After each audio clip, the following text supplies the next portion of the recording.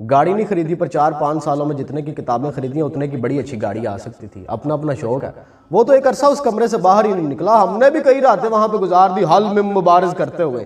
سوچا تھا کسی ایک فرقے کو نہیں پڑھیں گے ورنہ ایکسٹریمسٹ ہو جائیں گے. اس لیے سارے فرقوں کی میجر کتابوں کو پڑھا, ایون تریات کو پڑھا, تمار کو پڑھا. ایک بات سمجھ میں آئی کہ لوگوں کا کوئی قصور نہیں ہے, سارے اپنی اپنی جگہ پہ بالکل ٹھیک ہے. کیونکہ یہ جن کتابوں کو فالو کر رہے ہیں, جس کریکولم کو یہ پڑھ رہے ہیں, اس کے اندر یہی سب لکھا ہوا ہے. اس کے اکارڈنگ ان کے عقائد بالکل ٹھیک ہیں, اپنی اپنی کتابوں کے اکارڈنگ. اور کتابوں کے پلندے چاروں طرف ہیں, پر ہم ہاتھ الجھے ہوئے ریشم میں پھنسا بیٹھے تھے. اب بتا کون سے دھاگے کو جدا کس سے کریں. کتابی ریفرنس دینے والا کوئی بندہ ہماری کیوریوسٹی کو ٹیکل نہیں کر سکتا تھا. اس کی ریزن یہ تھی کہ ہم نے وہ کتابیں پڑھ لی ہوئی تھی. اس لیے میں ہوں مسلم علمی کتابی والے جو صاحب ہیں ہمیں زیادہ امپریس نہیں کر پائے. حالانکہ وہ بھی اپنی جگہ پہ بالکل ٹھیک ہے, کیونکہ وہ جس کریکولم کو ڈسکس کر رہے ہیں اس کریکولم میں وہی سب لکھا ہوا ہے.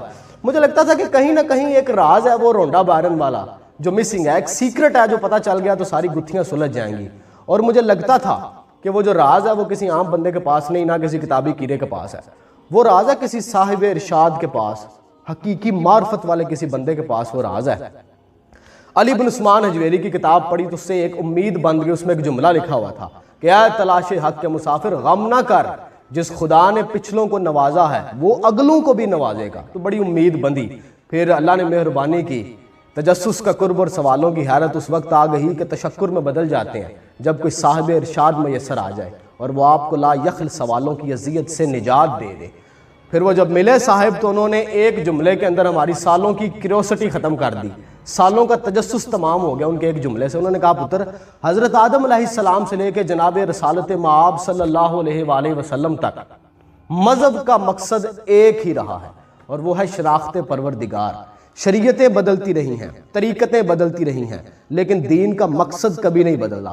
خدا کو جاننا, ماننا, اور خدا کے ساتھ ذاتی تعلق بناؤ. اللہ کے ساتھ ذاتی تعلق استوار کرنے کی کوشش کرو. ہاں اس میں کچھ مشکلات ضرور ہیں لیکن یہ ممکن ہے. یہی مقصد ہے مذہب کا. جن جھگڑوں میں آپ سب پڑے ہوئے ان کا کوئی فائدہ نہیں.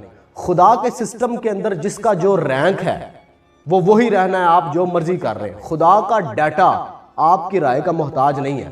آپ کے رائے دینے سے خدا کے ڈیٹا کے اندر موجود جس کا کوئی رینک ہے وہ بدل نہیں سکتا. اس رینک نے وہی رہنا ہے. خدا کا سسٹم بڑا سٹرونگ ہے, اس لیے چھوڑیں ان باتوں کو اور خدا کے ساتھ تعلق استوار کرنے کے لیے جد و جہد کریں, اس کے ساتھ محبت کریں, اس کے رسول کے ساتھ محبت کریں. اور جو بندہ دلچسپی رکھتا ہے خدا کے اندر, مذہب کے اندر, اسے بھی یہی بتائیں.